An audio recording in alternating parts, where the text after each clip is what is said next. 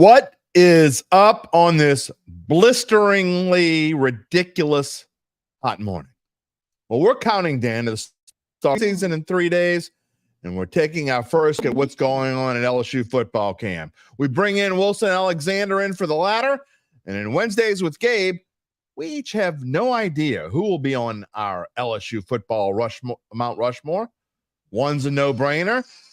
The other three, well, it should be fun. All that and an extra point that will dare you to charge our mound. You better not come at me, bro. Rather just sit back, listen, and enjoy the Dattitude podcast. Coming up next. If you're looking for the latest scoop and in-depth interviews on the Saints, the NFL, the Pelicans, LSU, along with the best bets of the week, then lucky you. Along with high-powered, in-the-know guests who cover our teams, Jim Derry brings plenty of Dattitude. And he'll always tell you the way it is, or at least the way he thinks it is.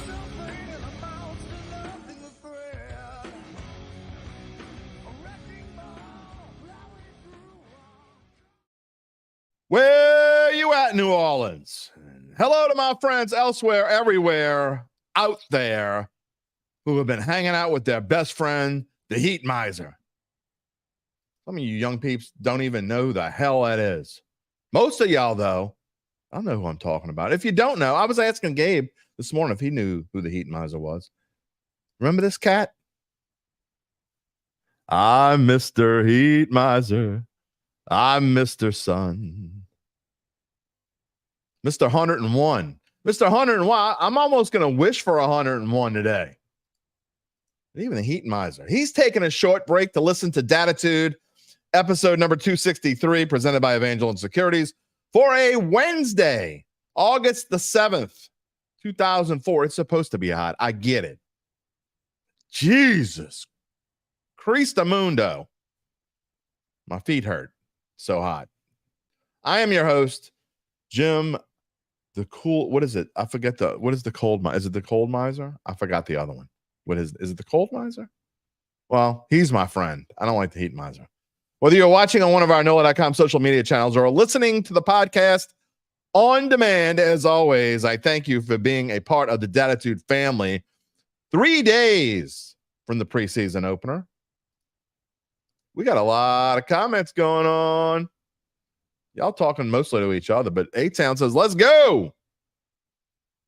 Jerry, what's up? We hanging out with the Heat Miser. Rocky is too. What's up? Oh, man. We got already, Jerry's asked me Justin Simmons to the Saints. Oh, man, they can't. Too many other needs. Stop. I mean, I get it. Defensive back, safety is a little thin, but come on, man. If you're going to sign somebody, sign a damn offensive lineman. I know we've been talking. Justin Simmons' name has been coming up, not so much on this podcast, been coming up for months. There's one podcast in particular. They're going to have like some kind of like party. They're going to be like throwing confetti in the air, doing all kinds of whack stuff. If Justin Simmons gets on, I promise you. If you don't already know, you can be a part of the show by wiping off your sweaty fingers and typing in your comment on YouTube or Facebook.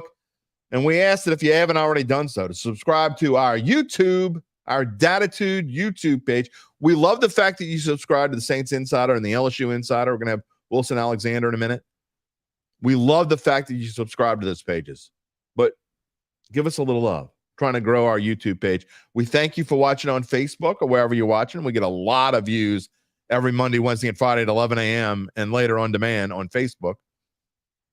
But we politely ask you to come over to our YouTube page. That's where you get not just our shows, but all of our short takes that Gabe and I have been doing.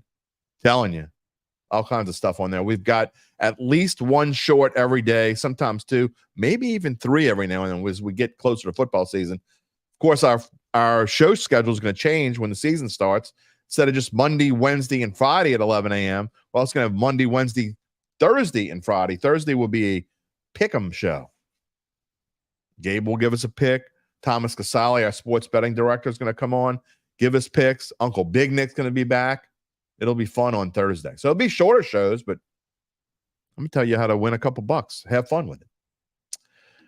All right. What are we going to do this morning? Let's Kyle Sherman. You back with us? Simmons to the Saints. Did I miss something, Gabe? Did it happen? Is there a lot of noise on X? And I agree with you wholeheartedly. Why? Well, look. There's Gabe says he looks away for a couple seconds, a billion comments. Yeah, Kyle's happy about it. Y'all breaking news to me this morning because I have not seen this. Now, granted, I've been getting ready for the show since 8 a.m. So I have not looked at X. I was a little behind and didn't get everything done. So maybe y'all are breaking news to me. I have not seen this. Again, I know there's one podcast in particular that will just have a late July 4th party if it happens. So there's that. Oh, he's no signing yet. He's just visiting. There are injuries in the defensive backfield, but I don't care who's injured. You got way bigger needs, and it's going to cost probably $6 million to sign him. Maybe $7 million. Got other needs. It's great that, whatever. Sign whoever you want. It's great. Yeah, he's a great player. That's not what you need. Sorry. Just don't agree with that at all. What's Gabe's got saying here before I go to Evangeline? Offensive lineman Mark Evans got signed. Tight end Mason Fairchild was waived in the no news department. Absolutely, Kyle. Bakhtiari. Well, you see, that's why I got my listeners, my readers. If you're listening after the fact, and if Simmons gets signed before you listen to this podcast, you might say, what the hell? This guy's a dummy. I'm a dummy, but come on, man. Before we get to, we're going to have a lot of stuff going on this morning. I had to record our interview with Wilson Alexander. Great stuff on LSU football. I planned to go about 30 minutes, ended up going 38 minutes with Wilson. We kind of break down, go position by position and talk a little bit about each one. The offense, obviously, a little bit ahead of the defense, but it might not be as far as you think. So a great conversation with Wilson and talking about LSU football. I asked him, like I asked Ross Jackson last week, what percentage would he put on LSU's chances of making the playoff? Is it below 50%? Is it right around 50%? Or does he think it's above 50%? I personally think it's right at 50%. They're ranked 12th, which is right on the cutoff line. That doesn't mean anything in the grand scheme of things. But I think, my personal opinion, and I kind of get into it a little bit, I'd let Wilson do most of the talking, as I usually do. Whoever the guest is, they're in here for a reason. But I personally think that this defense will be good enough and will certainly be better. I think the new defensive coordinator, Baker, is going to give them new schemes. They're talking about some of the things they're working on. I think Harold Perkins is going to take a huge step back towards where he was. I'm looking forward to that. I think the secondary, look, they can't be any worse than they were last year. I guess you're not supposed to ever say nothing can be worse, but it can be worse, I guess. But I don't know. It was really bad, but they've made improvements in there. I expect Sage Ryan to be better. I expect Major Burns to be better. Texas A&M transfer. I think this defensive backfield is going to be better. I don't love, but I like the defensive line. Although they've been getting kind of beat early in camp. So we spend time talking about all these things about LSU football, the early part of the schedule, how the schedule is set up for this team to be successful. I've said this before, as far as SEC schedules go, by SEC schedule standards, this is probably about the easiest schedule you're going to get. We tell you why coming up in a minute. Yeah. Ross will go bonkers over him signing. There's more than Ross. Our team's waiting to break camp before signing Bakhtiari. No, I think Bakhtiari's probably picking and choosing, and if he doesn't get signed, I don't think he cares. Who was it that I'm not sure who we had on that was saying, and I agree. It might have been Ross. I don't think it was Ross. I don't remember who it was that said this maybe a couple weeks ago. that I think it was Zach. I think Zach said this, and he's right. That Bakhtiari is at the point of his career where he wants to go to a winner. And I'm not trying. This is not the Derry Downer in me. I'm just stating, what would you think if you were a 31-year-old veteran with a bad knee who might only have one season left in him? Would you want to spend that with a Saints team that is projected to be 7-10, 8-9 ish, and that is one bad start away from a dumpster fire? I'm not saying that's going to happen. I'm saying that's where they are. And if you're on the outside and you're looking in, or would you wait and hope that and see if somebody gets injured in camp, like Rocky was talking about there, and one of the contenders loses a tackle and you can go there, even if you're a backup that has money? I don't know the answer to that. So maybe the Saints have reached out to him and we don't know that happened. It's a possibility. I don't think they have, though. Jerry, hopefully we hear something today. I know you're excited about it, Jerry. I know you want Simmons to come here, but again, if it happens, great. I mean, sure, whatever. But again, why would you spend that kind of money? Again, $6 million, $7 million, somewhere in that range, when you're still trying to do a Kamara contract and you have much greater needs. I don't get it. Maybe I don't have to get it. All right. We also have coming up, again, we told you, we teased to it, our LSU. Who's on your LSU football Mount Rushmore? You get 4. In case you don't know that Mount Rushmore is 4. Even I know that in my limited, I got a D in history class in high school. Although then I went to college and took I actually minored in history and I did great in college and did terrible in history in high school. Maybe because I was just young and was bored with it and then realized it's important. And then when I got to college, I took a ton of history and did much better in it. I don't know. Who knows? But Mount Rushmore, 4. Who are your 4? It doesn't have to be players. It could be a coach. It could be the greatest fan. Who's the greatest fan of whatever? Whoever you think belongs in the LSU Mount Rushmore. We're going to tell you, Gabe and I are going to tell you ours in just a minute. Before we get to that, and Wilson Alexander, let me tell you more about our friends at Evangeline Securities. This is for anyone even pondering whether now is the time to sell your family-run or privately held business. That includes those who might be close to someone who's in this situation. Because let's start with the number one question you might have, or they might have. What is said business worth? You know who can answer that for you? Evangeline Securities. Might be a decision y'all have been thinking about for quite some time. Now is the time to reach out to Evangeline's founding and managing partners, Nick Braden and Ron Hemel. They will schedule a complimentary valuation and maximize the value for your business. By the way, I've told you this before. Nick and Ron love this city. They went to New York. They went to business schools and then New York. And they told me they came back to New Orleans because, well, I mean, you know as well as I do. If you go there are people that listen to the show who are native New Orleanians, lived here their entire lives, and then moved away and think about this city every day they're gone. For the brief time that I was gone, and I never went too far, but all I could think about was coming home. That's what Nick and Ron did. They came home to help people who need them. They have offices on Poydras Street and in Lafayette. More on this later in the show, but in the meantime, you can check them out at www, says Buddy D, EvangelineSecurities.com. All right. We're going to have some more comments as we go along later in the show. And by the way, when we get to Wilson, we had to record it yesterday. He's got so much going on.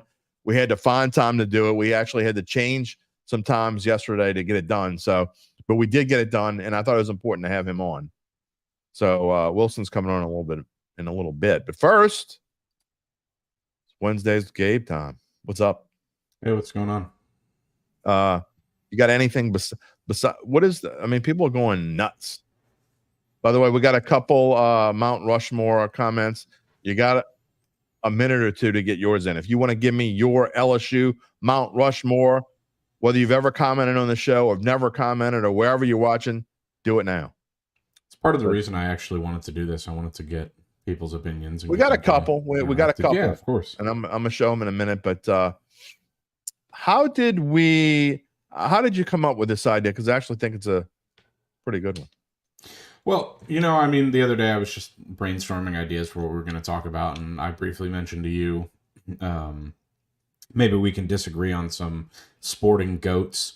If you ask me who the greatest, I think it's because you made a comment about Tom Brady and how people think he's the greatest football player. And so I thought it'd be a fun little exercise to just see how different our answers would be. But then you mentioned we had Wilson on, and we had almost an entire show dedicated to LSU. So I figured, why not? Let's dissect some LSU Mount Rushmores. Yeah, just heads up for those out there and are only interested in the Saints. I am going to get back into the Saints before we get to Wilson's comments when Gabe and I are done. The Saints did, if you missed it, they issued their depth chart yesterday or day before yesterday. I think it was Monday afternoon they released it. So I'm going to go through. There's a couple interesting nuggets on that depth chart that I did want to talk about. So that's coming up in a minute. But let's go through our Mount Rushmore. I'm going to let you go first. We're going to go one by one. And so let's go in order. Let's do one at the same time. I actually have an order. And I mean, if anyone doesn't have Joe Burrow on their Mount Rushmore, they're probably a moron. Okay. Yeah. So let me, the two we have, both have Burrow on it. So, and I'll show those in a minute. Ours both do. Yeah. I think they're interesting, by the way. The two that we have are very interesting. Okay, we'll get to those in a minute. But go ahead and give me yours. So obviously, give me your second. Give me your second. Yeah, number one's Joe Burrow. That goes without saying.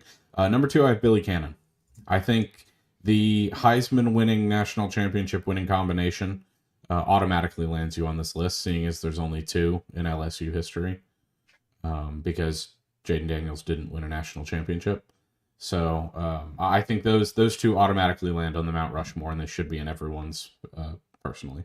All right, then I will give you my third choice next, because my third pick on this Mount Rushmore is Billy Cannon. And you have to have Billy Cannon on here, and not just because I wanted someone from the old days, quote unquote. I just thought that he was the first Heisman Trophy winner in LSU history.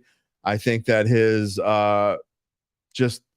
presence, not only at LSU, but his presence after his LSU days, he was around the program for the rest of his life, pretty much. And I thought that was as much important. I actually got to meet him one day. I don't even remember where I ran into him. I think it was in a restaurant or something. I noticed him and went and talked to him. This is a long time ago, obviously. I mean, he's been gone for a while now, but I think I ran into him in a restaurant probably like 20 years ago, but wow. Nice as could be. And we actually had a real conversation, and it was pretty cool. So every now and then you get those. And so Billy Cannon is my number three.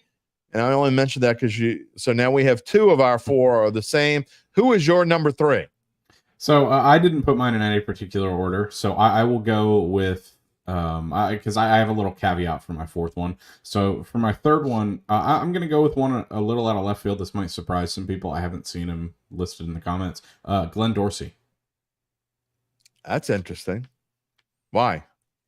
I just thought his presence in college, from 04 to 07, he was one of the best defensive players in the country, as evidenced by him being a top 5 pick in the NFL. His college career, I believe, was definitely better than his NFL career, although he was still serviceable in the NFL. I just think, when you think those early 2000s championship teams, you can't speak about them without Glenn Dorsey. Obviously he was on the 07 team. He was as dominant a defensive lineman that I've seen at LSU. And I just think he's too important to our program's history in the 2000s and what he meant to that defense. I also think that, and I don't mean this in a slight at all, I think this is a product also of you being 30-ish, under 30, that you're, and so with that caveat, it will completely contradict my next pick, by the way. So okay. Yeah, I mean, he's just one more thing on him. He's the first player that I really remember watching when I was younger. fair enough. Because when he started at LSU, I was 6, and so Okay. I watched him and I was just taken aback by the talent that he possessed. He was as dominant as they come on defense. I don't think that's ridiculous at all. Kyle says, really good pick. I don't think that's ridiculous. But he never crossed my mind. My third pick is, look, there are only 3 Heisman Trophy winners in the history of this program, and I actually think that Jaden Daniels is worth being on there. Like you said, I did go back and forth a little bit because he didn't win a national championship, but I hate that, when people talk about greatest players of all time, they bring up Tom Brady's rings, and I hate number of championships, and so I know it's only one for pretty much everybody anyway, but I don't like that argument. I understand why people have that argument. It's why I don't think Tom Brady, it's a part of a conversation, yes, but I just think what Jaden Daniels did, this program easily could have kind of taken a step back a little bit after 2019, which arguably is the greatest college football team of all time. And I thought that what Jaden Daniels did kind of helped keep LSU at that level. And they're still there now in part because Jaden Daniels is a part of this program. So that's why I have number 3. And it actually kind of leads in to my number 4, which is why I picked the person I picked at number 4. Before we get to our number 4, let me and Kyle's saying Jaden Daniels. Yeah, I mean, can I just comment on Jaden Daniels? Yeah, absolutely, sure. So one of the reasons, so he was probably my first name off this list, aside from my caveat, which I'll get to. So he was either the first or second name off the list. Part of the reason I left him off, though, and this isn't the same with Joe Burrow, because Joe Burrow didn't play at Ohio State. Jaden Daniels played at Arizona State, and he played there for years. That's he fair. was their starter as a freshman. So you kind of associate him with 2 programs, and that's really why I had a hard time putting him on a Mount Rushmore. Although, I mean, I think he's undoubtedly the second best quarterback. Yeah, no one will ever remember. Respect to Y.A. Tittle. 20 years from now. But I think Jaden Daniels is the second best quarterback to ever play for LSU. And I think I'm not going to have a problem with anyone putting him on a Mount Rushmore. I'll tell you that. All right, I want to get to some of these because some of these are very interesting. Yes, they are. Very interesting. All right, I'm going to start with Rocky. Michael Clayton. I'm assuming you mean Michael Clayton. Joe Burrow, Tyrann Mathieu, and Peterson. Interesting. Rocky, if I had you on the show, I would ask you, I don't have any problem with the other 3. Not that I have a problem with anybody's. It's your own opinion. You can have whoever you want in there. You can have Major Burns on there if you really want to, if you gave me a good reason. But I find that one interesting. He did play really in the NFL 2 years ago before his injury. Clayton did play in the NFL for quite a while. So there's a case to be made. Kyle, Billy Cannon, Joe Burrow, Jamar Chase, Leonard Fournette. I don't think so. I love Leonard Fournette, but one thing that I always point out to people is in his last year at LSU, I don't think it's a secret that at all that Darius Geis was better than him. And I just don't know how you can put a guy like Fournette in there when I don't know. That's an interesting one, but again, that goes to, I mean, you got Billy Cannon on there, but that recency bias is always tough to get over when you're trying to come up with these things. It's the same as when you're talking about the greatest player who ever played in the NFL or your top 5 ever or whatever list you're putting together, whether you're old or young. I think recency bias is going to play, especially if you're younger. I think recency bias is going to play a role in there. Now, this one, Brian, I don't know if you're just trying to get me, if you're just trying to get some goats, or if you're just trying to stir a pot or whatever, or if you really believe this. But I find it interesting. Burrow, Cannon, OBJ, and the grass-eating Les Miles. That is interesting. Look, I liked Les Miles more than probably 85% of LSU fans did. I think he got a bum rap here. He was goofy. I get it, but I thought he was a way better coach than people gave him credit for. But I don't think there's any scenario where I can put Les Miles on the LSU Mount Rushmore. Kyle, I think you're talking about Fournette here. Okay. Mm-hmm. He created buzz for the program, probably got on many national telecasts because he was electric to watch. Hey, I can't deny that's a good reason. Again, I'm not dissing your pick at all. No. I'm kind of dissing Les Miles a little bit, Brian. But that's a good reason. It's a good reason. I think knowing what we know now about Les Miles, that's even more of a reason to keep him off the list. Yeah. I will say the reason that he isn't thought about more highly with LSU fans is because he didn't win 2 national titles. He won one. Brian, he only won 1. He won 1, and a lot of people will say it's with Saban's recruits. I don't necessarily buy that, but I don't either. The reason I think he gets a bad reputation around here is because he stuck with his guys a lot longer than he should have. Yeah. I mean, the reason he got fired is because he was stubborn with his coordinators. People were fed up with Cam Cameron, and I can't blame him. I was one of them. I was in the vocal majority there. There's no doubt. And great, a lot of fun to watch. He was definitely fun to watch. Gave me and a lot of other people some great memories at Tiger Stadium. Again, Brian. I'm not messing with you. By the way, I'm not messing with you at all. So anyway, I said that's right. My pad scratch. Okay, A-Town.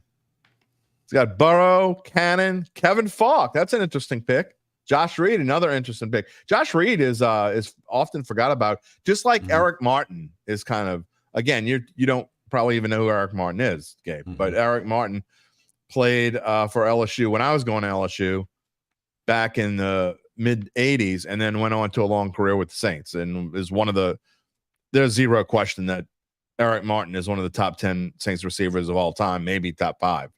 He scored the first playoff touchdown in Saints history, Eric Martin. So anyway, I think a lot of people try and forget what happened to LSU football in the 80s. Yeah.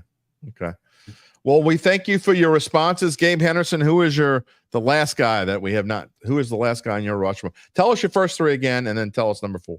So my first 3: Joe Burrow, Billy Cannon, Glenn Dorsey, and then the 4th one is a caveat depending. Personally, it's Tyrann Mathieu for me. Okay. Tyrann Mathieu is the most electric college player I've ever watched. He's my favorite college player of all time. I still go back and watch his highlights all the time. He's as dominant a defensive player as I have ever seen at the college level. The reason that there's a caveat here, okay, is because I don't know if people feel comfortable putting him on a Mount Rushmore, considering he was dismissed from the program. That's the only thing. So if people have a problem with, and I know this is my list, but I did think this guy deserved a mention as well. If people have a problem with Tyrann Mathieu, Patrick Peterson would be that guy for me. I will say this. I don't think I knew what a meme was, because I'm an old fart, until Tyrann Mathieu came along and you had to see the honey badger over and over and over and over and over again. So I think Tyrann Mathieu introduced me to the world of memes, and I have no problem with that pick whatsoever. He's not on mine, but and he was on someone else's here. I think that's a good pick, actually. I like it. My last pick is going to be semi-controversial, and I don't even like this dude, okay? I really don't. I don't like this dude. But what he did for this program, and if people remember to what happened before he was here, when I say this name, they might understand why I'm picking him. My fourth pick for the LSU football Mount Rushmore is Nick Saban.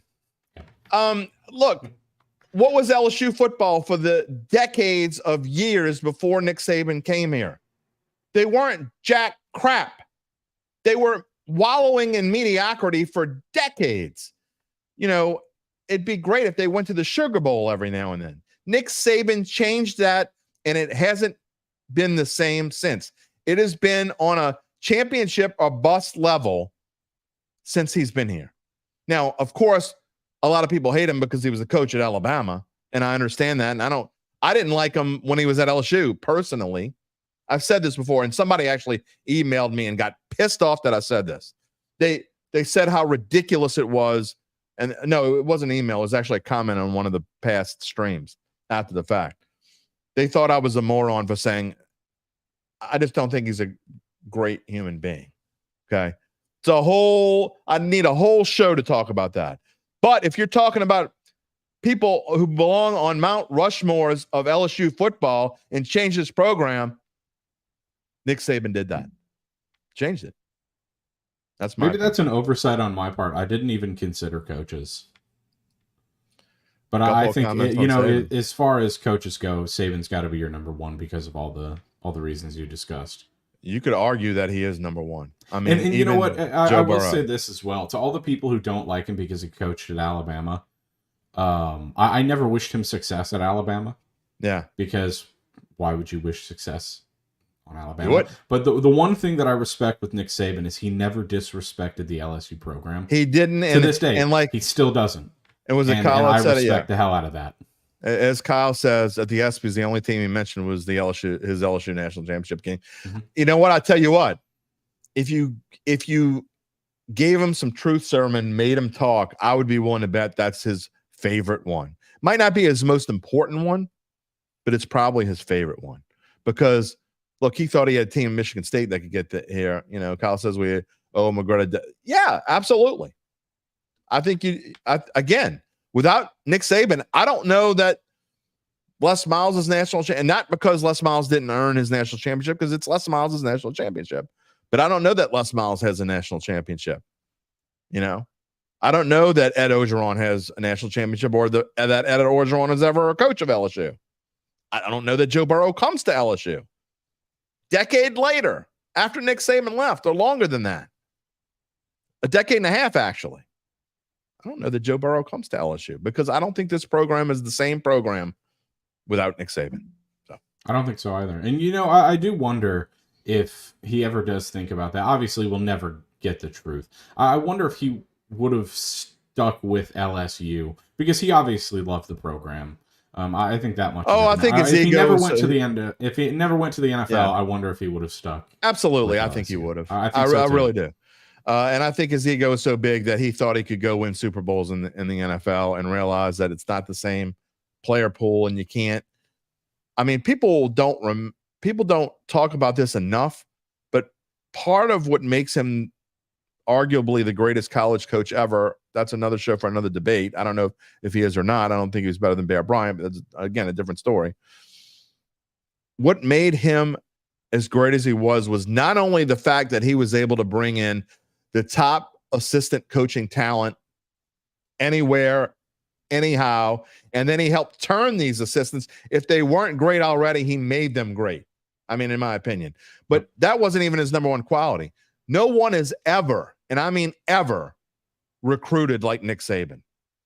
And he did that at LSU, and he obviously did that at Alabama. And so that was different. When you go to the NFL, you're not as easily getting those assistants, and you're certainly not recruiting. I mean, you know, he had one chance to recruit a player, and he picked Dante Culpepper over Drew Brees. So, and the Saints maybe he belongs in the Saints. Hey, Dante Culpepper was a good quarterback. He's no Drew Brees, but he was a good quarterback. Or as Buddy D, the late Buddy D, used to say, Dante Stolpepper. That's a whole different story. Thanks, Gabe. We'll do it again. We'll be back Monday. We'll find something else to talk about. Yep, sounds good. All right.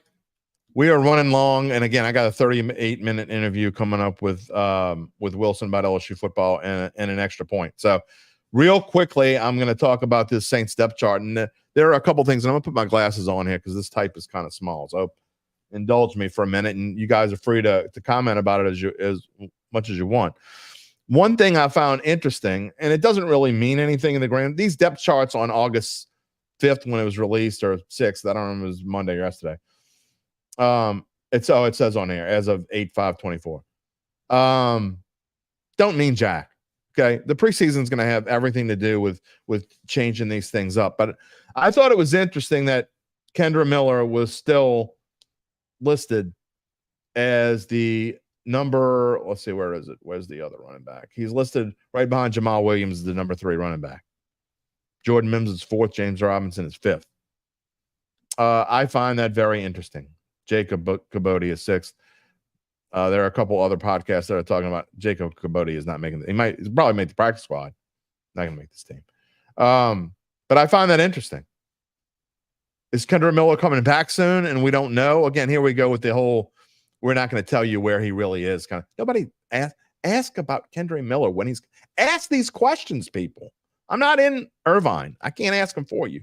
Ask these questions. When is he coming back? What's his update? They tell you there's no update. Ask again. Piss them off. Why are we scared of pissing people off?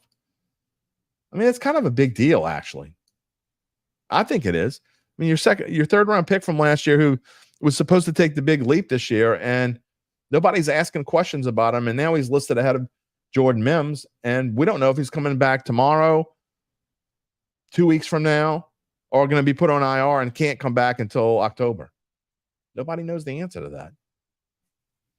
Even if they don't tell you the answer, you should ask it. And I've been watching I don't watch everyone from start to finish, but I watch most of them, and I haven't heard that question asked, at least not recently. Anyway, I found that interesting, and I put RB2. I meant to type in RB3. He's really the third. We all know. I mean, there's zero doubt Alvin Kamara is number one and Jamal Williams is number two. I also found it interesting that Mason Tipton has not moved up this depth chart. Again, these are why depth charts don't really matter at this point, right? I mean, everybody knows that Mason Tipton is not the 9th or 10th receiver. He's not behind Kevin Austin. He's not behind Bub Means. Right now, Bub Means, there's 2 receiver positions listed. And at the top one, it's Olave, Perry, then Means, then Austin, then Marcus Callaway. And the bottom one, it's Shaheed, Wilson, Equanimous St. Brown, Stanley Morgan, then Mason Tipton, and Samson Nakua is after him. No one thinks Bub Means is ahead of those guys. I would be, again, I'm not in Irvine, but I follow it as closely as I possibly can follow it so I can tell you, give you opinions that are worth something. Everything I listen to, everything I read, everything I see tells me that Bub Means is going to probably start this season on the practice squad, unless he balls out in the preseason. He's going to play plenty probably. I don't know. Other interesting notes on the depth chart that I see here. Lucas Patrick is ahead of Nick Saldivari. That's no surprise.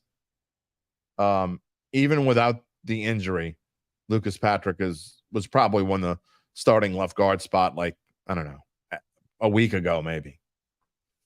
No surprise there. Trevor Penning is the right tackle. No surprise there. You're going to see a lot of him in the preseason. Oli Udoh is right behind him. Wouldn't surprise me one iota. I've been saying this. I think that it's going to be somewhat. Landon Young is actually on the depth chart behind Fuanga. And I know that they were trying Young at right tackle too. I'm telling you right now, I think Oli Udoh is going to be your starting right tackle on opening day. That's my guess. It's my opinion. I don't know that. He hasn't taken a lot of number 1 reps. I just think that's what's going to happen. They are trying to force the Trevor Penning issue, and I don't know that you can force it, is my opinion. Breaking news from Gabe. Falcons wide receiver Rondale Moore carted off the field in an air cast. He was their number 4 receiver, I think. I'm not sure. So there's some news this number 3, Gabe says. Okay. They're top heavy, the Falcons. That's going to be an interesting situation as they go along. But anyway, some other quick things here as we go through. Again, I got to get to the interview here with Wilson. Anything else that sticks out? Some people were making a big deal about Adam Prentice being over Xander Horvath at fullback. I don't see the big deal there. Again, these, not that they mean all that much. Your safeties right now, Jordan Howden is the starting safety over Jonathan Abram. JT Gray, who's also obviously a special teamer, is going to make this team. Elsewhere, you got Saints don't often do this, so I find this interesting they did this. They've got at right defensive end, they've got Carl Granderson or Chase Young. I find that super interesting because you absolutely, whether he's going to start, whether he's going to play in a different spot or find a different role for him or play more to the inside, you absolutely cannot leave Cam Jordan off your starting depth chart at any point, at any time, anywhere. So you could see Granderson and Chase Young and kind of Cam Jordan kind of like slipping in to the right of Chase Young. Watch that. But he's also not going to take all the snaps that he's been taking. His snap number is going to go way down. And then no other real surprises. You do have they list 12 starters on defense. I think 1, 2, 3, 4, 5, 6, 7, 8, 9, 10. No, 11. They've got 3 linebackers. They've got Warner Davis and Willie Gay in there. Anthony Orji has been the talk of camp on the defensive side. I think he's found his way onto this roster, and that puts Jalen Ford, who probably wasn't going to make it anyway. Jalen Ford's going to be in a practice squad. Breaking news from ESPN. NCAA announces 4-year show cause order from former Michigan coach Jim Harbaugh. Oh, well, who thinks Jim Harbaugh was on the up and up at Michigan? Whole different story. Okay. All right, we're going to talk more about the step chart, I think, on Friday because I got to move on with the show. But I do find these things interesting. Maybe we'll talk more about it next week after the first preseason game because there's zero question that this depth chart is going to change, and it's going to change quite a bit. Yeah, Kyle will never be back in college. No kidding. And if he fails in Los Angeles with the Chargers, which I don't get the whole love for Harbaugh thing. I've never thought he was that great of a coach. Maybe I'm wrong. Maybe I just don't. I think his brother's outstanding. Maybe I don't know. I never loved him when he played quarterback in the NFL either. So I don't know. Maybe I'm letting some kind of personal bias get in. I have no idea. But I thought he was an okay coach, but I never thought he was that great. I mean, yeah, he did. He won the national championship last year, and I don't take anything of that away from him. And he probably didn't do anything that other coaches didn't do, as far as, you know what I mean. But that being said, I mean, he was behind Ohio State for how long? Finally broke through and got you one. It was the year to do it because, again, I take nothing away from it, but last year there was really no dominant team that he had to climb the hump over. There was no Georgia of the years before that or the Alabama before that. Good for you. Jim Harbaugh's overrated. There, I said it. I don't care. Said it. All right, this is going to be a super long show. This might be the longest show that we've had since like the first season. But I thought it was important to go through and have a show that involved a lot of LSU. And this, Wilson breaks it down. And I'm telling you, if you care at all about LSU, you want to listen to the next, what do we have? 37, 38 minutes here. And then we'll be back to wrap it up with the extra point. Welcoming into the Dattitude podcast on this Wednesday morning, presented to you by Evangeline Securities, is our own Wilson Alexander, the Advocate, LSU beat writer, and in all transparency, we're recording this on Tuesday afternoon. So just in case anything happens between now and tomorrow morning, that's why. Wilson, what's going on this morning? Oh, fall camp, trying to keep treading, and water, keep my head above water. I hear you. This time of year. Yeah, it is definitely a crazy time of year. Look, before we start, I just want to say, and I never talked to you about this ahead of time, so I hope you're okay with me saying this, but I know that your family's been going through some things. Your wife Alice was diagnosed with a form of cancer a couple months ago, and I just want you to know that here at Dattitude and all of us and the whole, obviously, Advocate Times McKeon, Know.com family, we're thinking about you and Alice, and hope everything goes well there. Thank you so much, Jim. Really, really do appreciate the support that we've gotten from so many different people. Have reached out to us with just a kind word or a little bit of encouragement, and that's helped us get through. It's tough, and I just feel for anybody who's been affected by cancer anyway, because I have such a deeper understanding of it now. It's not pleasant, but we're making it through, and my wife is incredibly strong, and I couldn't be more proud of her for the way that she's continuing to battling through this. So Thank you again. Almost every American family, I think, at some point is touched by just this awful thing, and so definitely our prayers and hearts go out, and we know everything's going to be all right. All right, let's get to LSU football. And, before we start about talking about the intricacies of what's going on in there, just tell me your overall assessment and what is the feel of going into camp this year? Because obviously it's a little different. Whenever you lose a Heisman Trophy winner, things are going to be a little bit different. Sometimes they you could stay on that status quo and maybe get a little bit better, and sometimes they take a step back. But what is your overall sense of the feel for what this team is going into here as we get into the almost second week of August? Well, Will Campbell, LSU's left tackle for the past 2 seasons, said yesterday what I think everybody around LSU feels, which is basically, I'm going to paraphrase here, 10 wins isn't good enough anymore. He said, 10 wins around here gets you fired or can get you fired.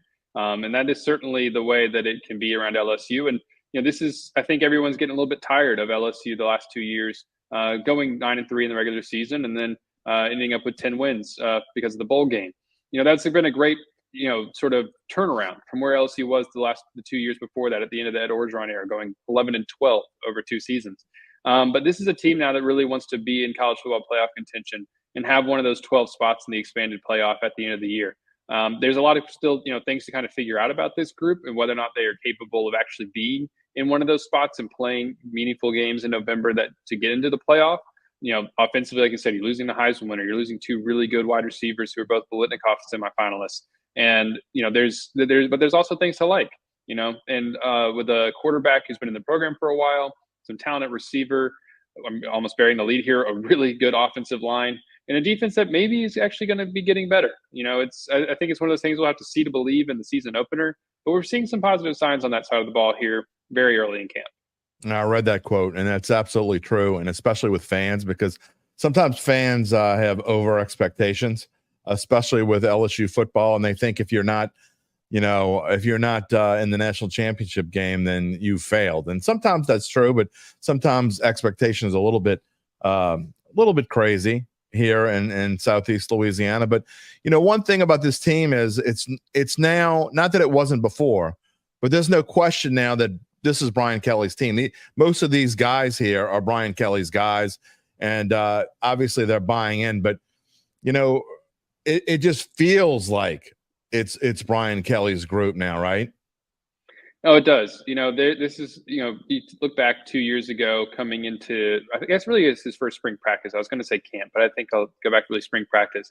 There was so much emphasis and discussion about just getting players to buy into what he was selling, and understanding what it is that he wants from them, especially with all the things that he's asked for off the field with, he talks a lot about accountability. This year, you hear going into year 3, Brian Kelly talking about a team that's the most accountable that he's had at LSU.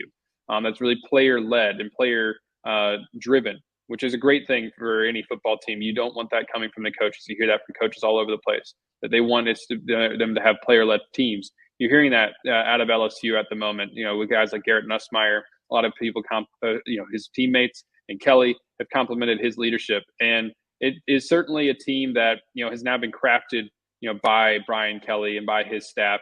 There's guys who were here before he got here still, but it seems like they've sort of all bought into it, or at least, you hesitate to say that they've all bought into everything because, that's impossible with a team of 100 plus people. But that they've at least sort of have a very deep understanding and are trying to get to what it is that he expects of them. And I think you're getting that from the top down with these players, and that this is a team that should be kind of telling, really.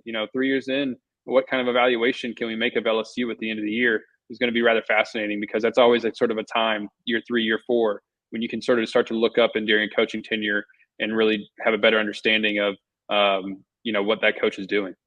We can never know what in the head of an 18 to 22-year-old as a dad. I'm just saying, it's hard enough to find out what my 26-year-old is thinking, much less, 120-something-year-olds. So there you go. Look, you brought up Garrett Nussmeier. Now I want to start with him when you talk about players or at least units. And it seems like he's been in this program forever. And he's finally getting his chance to shine. It's hard to believe it was even a semi-quarterback controversy 2 years ago and maybe even a little bit last year. But, what he showed in the bowl game last year, and that could bring momentum into this year. And I think, look, if you're looking for somebody to replace a Heisman Trophy winner, I just want to get your feel of where he is in camp right now. But I don't think in college football you really could do much better than Garrett Nussmeier. So far in camp, Garrett looks like he's in control of things. He's thrown some interceptions, and before everybody freaks out because of Garrett's sort of checkered decision-making earlier in his career, that tends to happen in camp. Like, that's not, I don't think, going to be indicative of what happens during the season. Is he going to probably throw a few more interceptions than Jaden Daniels, who threw 4 last year, and one of his best qualities was his way to protect the football? Yeah, he might throw a few more, but, he only had the one in his first start, and I think that some of them here so far in camp for him kind of testing things out, taking some chances, because that's how you find out what you can do and what you can get out of your receivers. So I think he just looked really in control of the offense. There's been some glimpses where you're seeing his arm talent downfield, airing some throws out to Chris Hilton in one-on-ones and, finding guys, deep downfield. He's also taking checkdowns when they're sort of necessary in 7-on-7. And it's really early. They only get into full-on pads tomorrow. But I like what I've seen so far to Garrett Nussmeier. Like, I'm not worried about it based on this part of camp. He's been in the program, like you mentioned, now for a while. He should have a good understanding of this offense. And I think he's going to be just fine this season. If LSU's not winning games, I'll be surprised if he's like the reason why they're not. And one thing about this offense, and I've been saying it for the last month, maybe 2 months, however long, that this offensive unit certainly could be overall a top 5 offense, maybe even better than that. I think they have the potential to be the best offense in college football, but I certainly think that, that a realistic ceiling is top 5 in college football. Do you think that they have that potential? Let's see. I feel like there's going to be natural regression from last year when LSU had the number 2 offense in school history, but it was also the number 1 offense in the country. Before I confuse anybody, number 1 offense in the country, the second best offense in school history behind the 2019 team. Yeah, that's all. That one would be hard to beat. Exactly. I feel like there's going to be some natural regression, just because it's hard not to when you lose the guys that they've lost on the skill positions, and with Jaden Daniels, a quarterback. I mean, this is a guy who won the Heisman Trophy. It's going to be hard to just come in and replace everything that he was able to do last year. And LSU stylistically is going to be very different anyway. But I feel like the ceiling for me is probably top 10. Top 5 offense, you got to be really clicking on all cylinders and be incredibly efficient. And this is a group that is going to be, they don't have last year. There was so much, remember, about like going into year 2 with so many guys coming back in year 2 in an offense. You got some new additions here. Like Chris Hilton, we need to see him really take a step up and actually be a number 2 in the SEC. CJ Daniels, a receiver transferring over from Liberty. He needs to be able to slide into the SEC and continue to produce at a high level. Kyron Lacey has to be able to really assert himself as the number 1. I think he's going to have a good year, but that's still something that he has to show in the midst of a season and during actual games. LSU's got a lot of things to like on offense in terms of, especially starting with the offensive line. I think a group of running backs has got some real talent in there, especially if Caleb Jackson can kind of break out. But again, listen to all these ifs and all these things that have to happen. That I feel like there's quite a few of those, and you got a first-time play caller with Joe Sloan, and so for me, it's a top 10 is kind of the ceiling, but I also feel like the floor is like top 25. Like, I don't think they're going to drop back and plummet. One thing that I think the reason why I'm so high on them is not just all the players that you just mentioned, but look, I don't think there's any doubt that this offensive line is one of the best in the country for sure. And, you got 4 guys returning from that number 2 offense. Well, the number 1 offense in the country that you talked about last year, 4 of them return. You just have a center, excuse me, a redshirt freshman center that's coming in. But this offensive line can be absolutely dominating. And when you're talking about a quarterback that's coming in to play his, first real snaps for an extended period of time, that is crucial. It absolutely is. And, LSU is doing a couple different things offensively. Not only, and one of them is changing the run game. And that all really kind of starts with the offensive line. So not only is it important that LSU has this offensive line to keep Garrett Nussmeier upright and comfortable in the pocket, which is, as you said, is going to be incredibly vital for him as, going on the road and being a starter and, in the SEC for the first time. But also as they kind of change this run game. Last year was so predicated on everything around what Jaden Daniels could do with his legs. LSU was inside zone read, Now you're going to see a lot more variety in the run game. They'll still have those inside handoffs, of course, but they're also going to be, some outside tosses. We saw them line up in the pistol formation yesterday. That's not something that was in the playbook the last couple of years, or if it was, it wasn't used. And Right. now you're seeing, these offensive linemen that are so talented, like Will Campbell and Emory Jones, pulling and getting out on the edge to seal, a rush lane for Caleb Jackson and for the rest of these running backs, Josh Williams and such. And so this offensive line, everything starts with this offensive line for LSU. Whereas last year there was so much, the strength was all in this, I think, really in the skill positions. Not that the offensive line was bad; it was a Joe Moore Award finalist. I think your stars in some ways are actually on the offensive line, even though it's a position that often gets overlooked. At the end of the year, we could be talking about this as maybe the best offensive line that LSU has ever had, because you got two guys that bookend tackles that might go in the first round of the draft. Yeah, we're here with Wilson Alexander this Wednesday morning, Dattitude podcast, presented by Evangeline Securities. You talk about your two tackles, your bookends that could be first round draft picks. And if there is any bad news, those four guys that we talk about returning, they all could be in towards the top of the NFL draft next year because they're all eligible to go. So there'll be some turnover there, but man, these guys have a chance to really show why they do belong among some of the elite offensive linemen in the country. You don't go into a season that hyped up about an offensive line, but I really do with these guys. And Will Campbell, you talked about with the quote of him saying 10 wins isn't acceptable here at LSU. You got to love left tackles coming out and just talking smack in early August. Absolutely. And I mean, especially a guy like Will, this is one of your team leaders. He's wearing number 7 for a reason. Yeah. I mean, think about that. How I think, that's going to look weird, by the way. Well, it's just the 7 up on the shoulder. Oh, okay. On the chest and on the back. Okay. It looks interesting though at practice though, when you've got this big giant number 7 pulling out into the edge and, crushing a cornerback on a run play. That is always kind of fun to watch him do that in that 7 jersey. But, you're getting that from a team leader. You're getting that from your best player on the team, arguably, is Will Campbell. And, that sort of sets the tone. And I think he's going to have a really, really good season. Talk about the receivers a little bit. And you talked about Kyron Lacey and Chris Hilton. And obviously those two guys are important. But, to me, Mason Taylor seems to be ready to take a big step up as well and could be one of the better tight ends in the nation. Because he's been a 3-year starter, or will be a 3-year starter, Mason Taylor could end his LSU career as the most productive tight end in LSU history. He didn't do a whole lot last year, so it's sort of kind of hard for me to believe when I first realized that. Yeah. But he only needs 17 catches and 191 yards to have the all-time career records for receptions and yards by a tight end. He literally, there hasn't been a singular season. Thad Moss in 2019. Richard Dixon had some too. That was truly transcendent as a tight end in LSU history, and I feel like Mason could maybe push around for that with some of these single season tight end records LSU has. I think that they're going to go to him a lot more than they did last year. I think that you'll see him even in some deeper routes over the middle, more in the short and intermediate passing game. LSU was such a vertical downfield passing team last year, and I think in some ways it still will be, but I expect to see maybe a little bit more balance from short all the way through the deep routes. But Mason was barely targeted over 10 yards downfield last year, and I think that's going to change. And I expect him to be a big part of this offense. One of the things we've seen in camp is him getting the ball quite often.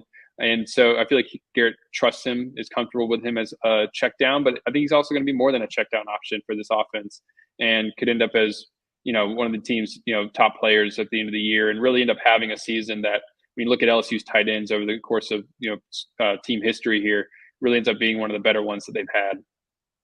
Yeah, there's no doubt about it. I think that he will take that big step up, and I think those numbers, those with 17 catches or whatever, less than 200 yards, that'll be done in the first few weeks of the season, most likely. Talk a little bit before we move on. Talk a little bit about the running backs, and obviously is Josh Williams, who really stepped up last year, but. You talked about Caleb Jackson a little bit. John Emery, who was going to leave, and then he came back, but he's still coming off of a major injury as well.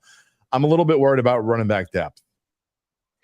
Yeah, I understand why you would be worried about it. LSU's only got the 4 scholarship running backs right now, with Trey Holly, out still because of his legal issues. But I I understand the worry, but I wouldn't be too concerned because I feel like LSU's got 4 solid options here. Josh Williams is just a steady, reliable player. I think Caleb Jack, especially, let me rephrase that statement a little bit. I don't think you need to be worried as long as Caleb Jackson can really take a step from his freshman year and turn the flashes that we saw him have as a freshman into like really consistent, games, like game over game performances where he's doing those sorts of things on like an almost an every down basis. Because if he's able to live up to the sort of physical potential that he has, then he's going to be an absolute star. And so you've got him and you got Josh Williams kind of right at the top. Emory, they're working him in a lot here so far in camp. I think trying to get him really comfortable and confident on the ACL because he looks physically fine. Like he's doing everything. He's uninhibited. He's wearing a brace on his right knee, but like he hasn't had to be limited at all during preseason camp so far. And he's getting a lot of touches. Brian Kelly said that's kind of intentional, that they want to make sure that he has that confidence on the knee. And he's doing a lot. And he looks like, looks really good for someone who is about 9 months or so coming off of an ACL injury. And so, you kind of got those top 3. And then Caden Durham is kind of getting in the mix at this point, sort of getting his legs underneath him. But we've seen in the past, running back be a position where across, not just LSU, but across college football, it's a little bit easier sometimes to play as a freshman because there isn't necessarily as much demanded of you, like in sort of like, within the playbook, just be able to take the ball and run sometimes. And I think that Caden Durham can help with that. When you got pass protection coming from Josh Williams in particular, Caleb Jackson can improve in that area, then I feel like LSU is going to have quite a few options. We'll see if anyone ends up being like a clear-cut RB1 or if they just kind of rotate. But either way, I feel like they're going to be okay at that position and get what they need out of it. Seems like I was covering John Emery at Destrayan High like 10 years ago, right. And he's still around. So we'll see. I have an interesting feeling. We were talking about this on another show a couple of weeks ago. I could see him having just like, a good season, a good enough season to give him a chance in the NFL and then actually making it. I think he's actually got the frame and the body that he could end up being an NFL running back. But I guess I'm getting a little bit ahead of myself. Let's talk a little bit about the defense. Obviously, the offense last year was way ahead of the defense. Do you feel like that gap maybe has closed a little bit? This defense, first of all, changing coaching staff. Second of all, I just don't know that secondary especially could do much worse than they did last year. I hesitate to say anything definitive 5 days into preseason camp about a position and especially an entire defense that was so bad last year because you kind of want to see it happen against USC, like to really confirm what your eyes are seeing here in practices. But it does feel like the defense has gotten better. Is it so much incrementally better that it's like a top 5 defense in the SEC where it really kind of needs to be for LSU long term? No, it might not be there. But, there's some concerns, I think, in the run game still up front where we saw like yesterday LSU's offensive line opening up some big holes in the run game. And I feel like they're going to have to continue to get better in that respect. But here's the things that we are seeing that kind of gives me at least a little bit of confidence compared to what I saw out of this defense watching preseason practice last year. They're more competitive with the ball in the air. Are they still getting beat at times? Yes, they are. But they're also actually making some plays. We barely saw them make plays at all during preseason practice last year, especially in the secondary. We're actually seeing like Ashton Stamps has 2 interceptions during like some team period 7-on-7 stuff so far. Almost had another one at practice on Tuesday. He's got some pass breakups. PJ Woodland has some pass breakups. Sage Ryan had a pass breakup today. I think that's coming for 2 reasons. My theory is one is that they're actually playing more man coverage. That's something that they want to be able to do with this defense, something that Corey Raymond has been coaching them on since since spring practice. They're actually, just sort of putting themselves in positions to make plays more. But they've also, I think, just gotten a little bit better. Part of it is young guys like Ashton Stamps coming up through the program after a year of development, getting coaching from someone like Corey Raymond. They're able to actually be in position and then actually sometimes even make a play. And, I don't know until games start going exactly how good this defense is going to be, how much I hesitate to even say good and give anybody false hope, but how much more improved this defense is going to be. But I do think they're going to be a little bit more competitive with the ball in the air. And I think that they're going to be much more aggressive. We've already seen, Blake Baker sending blitzes here through the first, few weeks of camp. That's a hallmark of his defense. And that's something that LSU kind of needs to be, which is aggressive. I was reading Reed Darcy's story a little while ago as well. they're talking about how also instituting a new dime package as well, and just trying to change things up a little bit from last year. And so just the new scheme, Wilson can do a whole lot for this team, in my opinion. I heard Blake Baker say at one point in spring practice that the number one goal for this defense is havoc. Last year, you saw an LSU defense that was bend but don't break as much as it could be, playing on its heels, just very conservative. That is not the philosophy with this defense. It is aggression. We were talking to Jacoby and Guillory and Greg Penn yesterday, and one of the things that Blake Baker says in their meeting rooms when they're watching film is no poodles. He doesn't want any poodles on the defense. And the players even get like a sheet with their statistics from practice every day, and there's a column dedicated to poodles. And if the coaches thought that you were soft, which is what that means, at one point in practice, there's a little 1 in the column for you if they thought that there was a play where maybe you shied away from contact or something like that. And that's just one of the ways that they're trying to make this defense a little bit more aggressive, with that mindset. I think schematically he just does things that are more aggressive to create havoc and disruption. That's what they want to do. That's the name of the game for them. And so I think, we're going to see a different style of defense just because that's what Blake Baker is bringing to this team. Well, luckily there's no one named Jack Russell on this defense. Otherwise, you might have a problem. I mean, we need some pit bulls. We need some Dobermans back there. So whatever. You get that Coastal Carolina coach from a few years back saying you need some dogs. Need some dogs. Yeah, it's been a long time since I heard that. Well, you know who could wreak havoc is Harold Perkins. So at least you know that this defense has some stars on it. And Harold Perkins, to me, the major problem I had with last year's defense was Harold Perkins. I don't think he ever got to feel comfortable last year because kind of got moved around a little bit. It never seemed to be in the same spot. And I'm not saying he's going to be in the same spot, nor should he be every single snap or whatever. But I think this defense has a chance to get him back to where he was 2 years ago. And if that is the case, this guy could be one of the top defensive players in college football. Well, he could be. We know that the potential is there. The talent is there as a rusher. The thing is with Harold, he's going to be playing more inside linebacker. That's going to be back. That's the position that they put him in against Florida State last year. It was kind of a disaster, and they ended up moving him to outside backer. And like you said, he wasn't used a ton as like a rush edge player like he was as a freshman. And Harold was still just probably LSU's most disruptive defensive player, but he was doing it over more snaps, and it wasn't as clear as as it was when he was a freshman. And I'm still kind of like curious to see as we go through camp if we get any indication exactly like where they're going to have Harold, how he's going to be used, and all those sorts of different things. What we've seen so far, dating back to the spring, is a lot of play at inside linebacker. When LSU's kind of in its base 4-2-5 defense, the two inside backers are Harold and Greg Penn. But we've also seen some combinations, particularly on practice on Tuesday, where you had Greg Penn and Whit Weeks at inside backer, and then Harold Perkins kind of working on the edge. And I think you're going to see that a lot, in particular on third down. When LSU gets in that situation where it's trying to create pressure on third down and get to the quarterback, I feel like Harold Perkins is going to be coming off the edge most then. But on first and second down, again, Blake Baker likes to send blitzes. I feel like we'll see Harold used in some of those situations too. So they're trying to get him ready at inside linebacker. He's up to 225 pounds now, and to be able to play that in traditional inside the box position. But if everything goes according to plan and he's used properly, you'll see him getting after the passer quite a bit too, because Blake Baker is good at using his linebackers that way.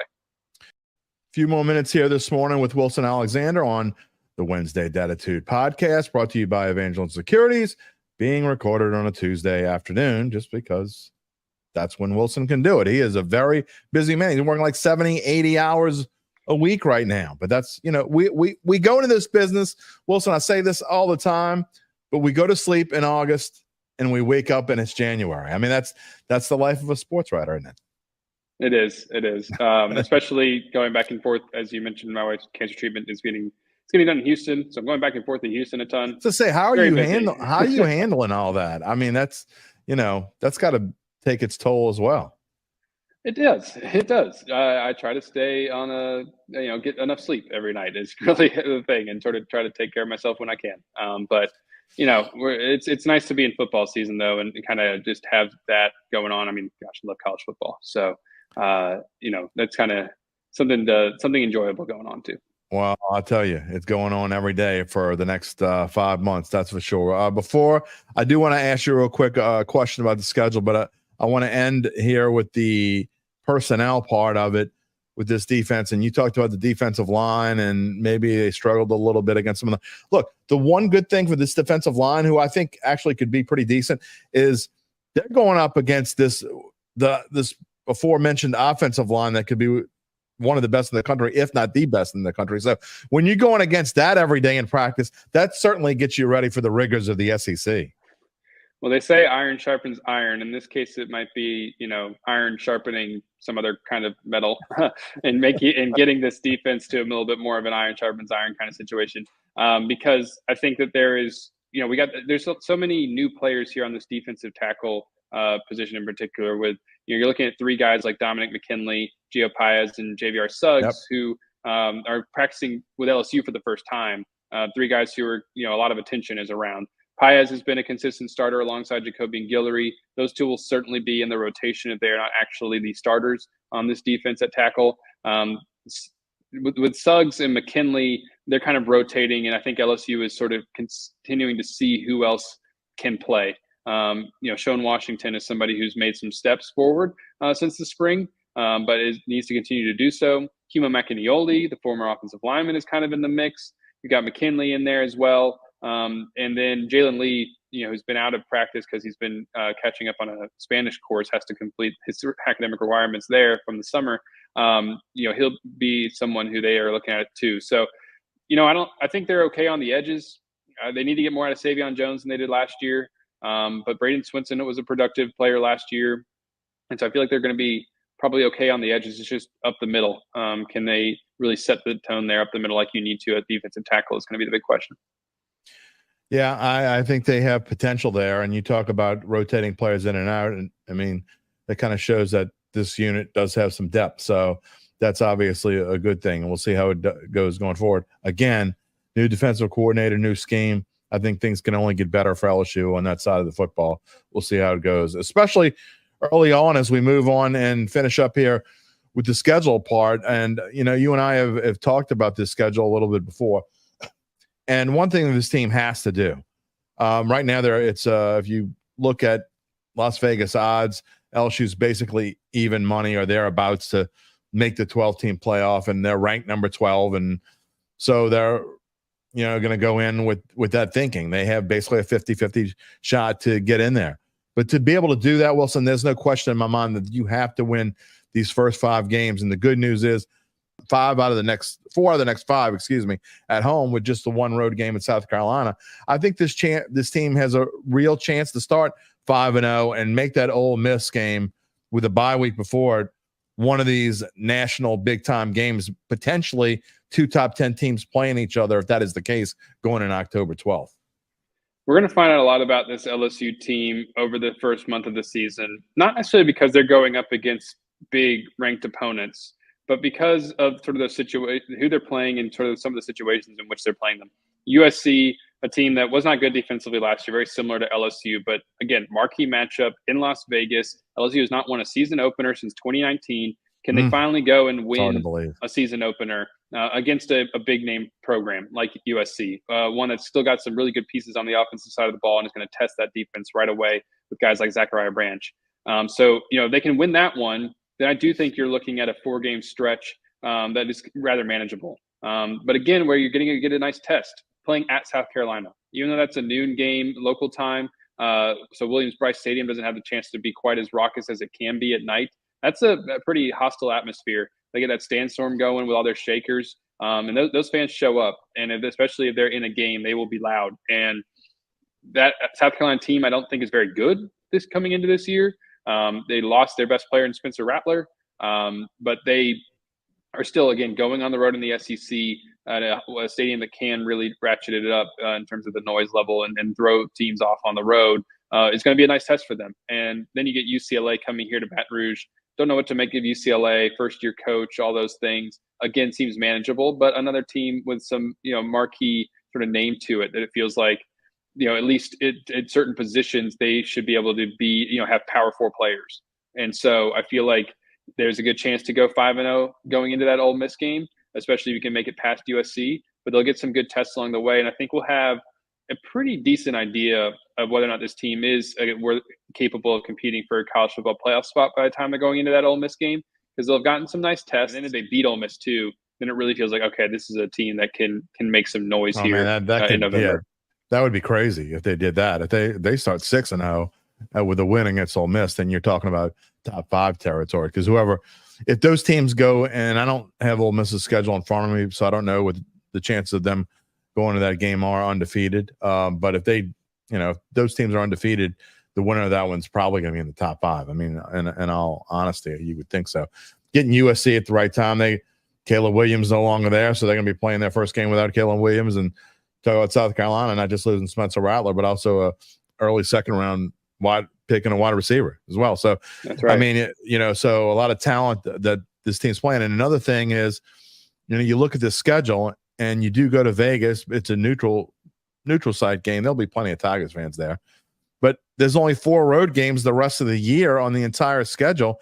And I've said this before, if you're talking about SEC schedules by regular SEC standards, it's never easy, right? But I don't know that it gets much easier than this in the SEC, because your 2 toughest games are unquestionably Ole Miss and Alabama. You play them both at home.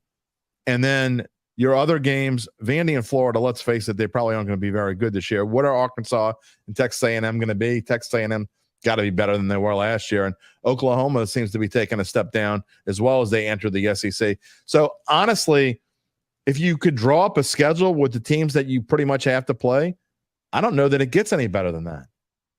Especially the draw that LSU got going into the first year of the expanded SEC with Texas and Oklahoma. Right. Not having to go on the road to either of those places. Right. You get Oklahoma at home. All of your toughest games, as you've mentioned, are at home with Ole Miss, Alabama, and Oklahoma. And then you got a really interesting one at home with UCLA. Just kind of makes it for a great home slate. But the teams that are really your toughest ones, again, all in Tiger Stadium, in the 100th year of Tiger Stadium. So it feels like maybe it could be even amped up a little bit more, especially if the team's good. And so it is favorable, I think, for LSU to be able to manage those tests, because, like I mentioned, South Carolina, that's a nice road test, but like you're not having to go week 3 at Texas, like Georgia's having to go at Texas, at Alabama. Florida has just a really intimidating schedule. LSU lucked out without having that. It's got some tough teams on there, but it gets them in the favorable location. Yeah, sorry, Billy Napier. I don't know that this is going to be the best year ever for him. He may be looking for a job after this year is over. And we didn't even mention mighty Vanderbilt. I mean, there's that. So that's a good way to the Thanksgiving week, the week before Thanksgiving, you get to play Vandy. All right, Wilson, I'm going to do the same thing with you that I did with Ross Jackson last week. So Ross, I asked, give me a percent. I don't want you to predict a record. I'm going to ask you for a percentage that you think LSU makes the 12-team playoff for the Saints. He said just about 50%, which I think is overly optimistic. My percentage on it's a lot different in college football, because only 12 teams out of 100 and whatever make it. So I'm going to put LSU's percentage like right smack dab at 50%. If I asked you below 50, at 50 or around there, or above 50%, what kind of odds are you thinking this LSU football team makes the playoff? That's an interesting way to put it. I'm going below 50%. Okay. To make the playoff, because also keep in mind, like, a group of 5 team gets an automatic bid into that as well. So you can't just finish 12th. You really got to finish 11th. And LSU is probably going to be around that, but maybe I don't understand these the odds and the percentages as well as I should. But I feel like it would be below 50% chance to make the playoff for me. If they, my opinion might change around October 12th. If they are 6-0 after beating Ole Miss, then I feel like they've got a good shot with. Really, you can afford to lose, because then one of the 3 against Ole Miss, Alabama, and Oklahoma, or even better, 2 of the 3. Yeah. Then I think that they're in the playoff. It really comes down to those 3 games for me, and but I think that it's going to be hard for them to get through the schedule and go like 10-2, which is where they really got to be. So I guess I'll say below 50%. So you think there is a decent chance that there's a slip up somewhere else? You think it's in that first 5? Do you think they'll be 5-0 going into that Ole Miss game? I don't know today. It's too early. Yeah, it's tough. Man, Yeah. I don't know. I I'm know asking you people are on like, "Oh, August don't cop out." 6th, though. But I know I need to see more from the defense throughout camp, and just kind of like watch things continue to unfold, and get a better idea of what USC really is too, as much as that I can from over here. To know, I feel like that's the one where when you're looking at those first 5 games, if there's a loss, it's probably against USC in Las Vegas. If they were to come out flat in that game, if they're able to control the line of scrimmage, which is usually the thing that's have kind of sunk USC against like Utah when it's lost to Utah over the last few years, then LSU is probably going to be in decent shape to win the game. But if they were to lose against USC, then all of a sudden you're talking about like, oh well, what did they lose? 2 of those 3 to Ole Miss, Alabama, Oklahoma. That's maybe a 9-3 season. Maybe there's a slip up somewhere else, and then you're really not in contention. So I think they really got to win the opener, and if they can do that and set the tone for the season a little bit better and give themselves a little bit of wiggle room, which you have now as a college football team in an expanded playoff, then maybe those chances for me go above 50%. But at the moment, I'll say below 50%. Well, the good news is that USC is not Florida State, so that is the good news. I tell you what, we will have you on at some point, maybe just before the opener or right after the opener, and we'll let you make an amended prediction on that same percentage. How does that sound? That sounds good. Yeah, let's reevaluate in a few weeks. All right. Well, look, it is hot out there. You know that already. I don't know how you deal with all that, and I don't know how those players deal with it, but maybe that's just because I'm an old man and I know I couldn't deal with it today. But either way, Wilson, thank you for doing what you do, and we'll keep reading you here at the Advocate. Thank you, Jim. Have a great rest of your day. Great segment. I found it interesting that he's not a homer. Okay, he's not a homer. He's covering it as straight down the line as he possibly can, because a homer says over 50%, right? He says below 50%, which is even lower than me. And you know that as far as reality goes, I try to keep it as real as possible. So I found that an interesting prediction there. I can't say that he's wrong. By the way, we're talking about Ole Miss's schedule, whether they'll start 5-0. Well, they actually have 6 games before they play LSU, and they do not have a bye week like LSU has. They got to go on the road before they play LSU. So that'll be the second road game in a row for them. But their schedule's not hard. They have an excellent chance to be 6-0. So you're talking about potentially 2 undefeated teams. And if you do, again, like I said, you're going to be talking about 2 teams certainly in the top 10 when they meet, if they both go undefeated, and potentially top 5 terror. If they both go, there's no doubt in my mind. If LSU and Ole Miss are both undefeated going into that game, the winner is in the top 5 without question after that game's over. Ole Miss's schedule starts like this. They open on August 31st, the day before LSU plays. They are home against Furman, a win. They're home against the next week against Middle Tennessee State, a win. They go on the road. Why are they going on the road to Wake Forest? I have no idea, but that's a win. They host Georgia Southern. Georgia Southern is one of those teams. They'll win that game, but that's one of those teams that always finds a way to make you a little nervous. Whether they will, I don't know. But then they're home for Kentucky, and then they travel to South Carolina. So that looks like 6-0 to me. Just saying. So imagine if you got 6-0 against 5-0 on, I guess it'd be on ABC, because ABC has the SEC now. That's going to be weird too, by the way. It's going to be hard for me to get adjusted to CBS. And Brad, I like Brad Nessler a lot. And, man, that's going to be really hard to get used to. So, all right, well, we're going to move on, but it's been a long show, but I have a really cool, one of my favorite extra points that we've had since the rebrand in March. And I'll tell you why in a minute. So stick around for the extra point. Don't leave me yet. First, you got to hear this. We told you earlier we would let you know more about how Evangeline Securities can help you figure out what your family-run or privately held business might be worth and whether it's time to sell. We already guessed your biggest question of, how much is my business worth, Jim Derry? Well, don't ask me.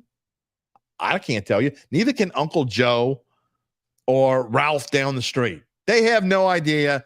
Whatever they tell you, it's bull bleep. Don't listen to them. Because Evangeline will schedule a complimentary evaluation of your company, and they're the experts. So what would be next if you decide to proceed? Native New Orleanians Nick Braden, Ron Hemelt, and the folks at Evangeline will begin an extensive auction process among established private equity funds from around the world. And they will maximize the return process for the founder and his or her family. Evangeline doesn't need preseason.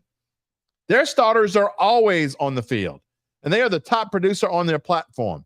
There are very few companies like them in this area, none with their dedication and success. They are fully licensed and ready to serve you. So get in touch with Nick and Ron about what is really important the rest of your life. You can find them at www.evangelinesecurities.com. All right, extra point. All right, anybody my age or, I don't know, 40-something or older remembers this butt whooping. That's right. For today's extra point, we go back 31 years ago today. I can't believe that was 31 years ago. 31 years ago, not today, to this past Sunday, on August 4th, 1993. I would think I was younger on August 4th, 1993 than Gabe Henderson is now. I was definitely a bigger idiot. That's a whole different story. It was the greatest baseball fight ever. Why? Because a 46-year-old man made a statement. Indeed, the greatest strikeout pitcher in the history of the game taught 26-year-old Robin Ventura a lesson, the old school way. Here's 1 minute and 37 seconds of one of my favorite sports clips of all time. Here's Ventura, RBI single in the first. Watch out. Look at this.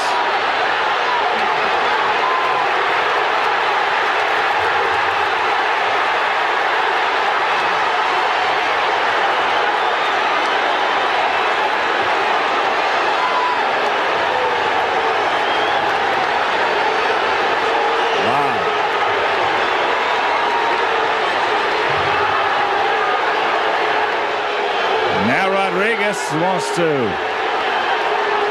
start things back up right here. And here's Lamont. And here we go again.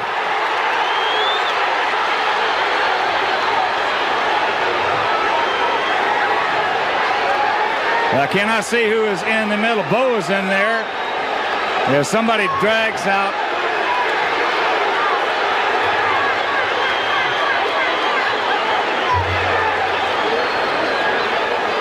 Doug Manzolino. Jeff Schwartz.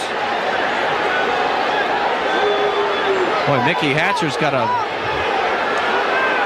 pretty good cut over his right eye, as you can see right there. So as we mentioned, Robin Ventura drilled on the first pitch by Nolan Ryan, took exception to it, and decided he was just going to charge the mound.